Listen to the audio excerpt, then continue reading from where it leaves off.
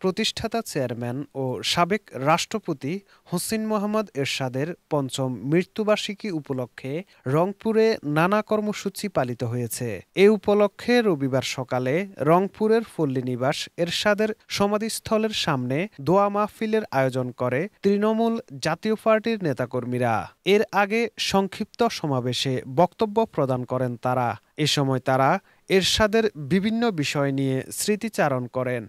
জাতীয় পার্টির কো-চেয়ারম্যান ও রংপুর সিটি কর্পোরেশনের মেয়র মোস্তাফিজুর রহমান বলেন, হোসেইন মোহাম্মদ এরশাদ জনগণের জন্য রাজনীতি করেছেন। তার আদর্শে শিক্ষা নিয়ে নেতাকর্মীরাও জনগণের জন্য রাজনীতি করে যাচ্ছেন।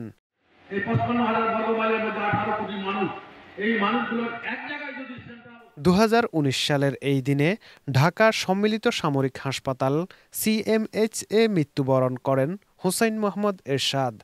তখন তাকে রংপুরের পল্লীনিবাসে সমাহিত করা হয়।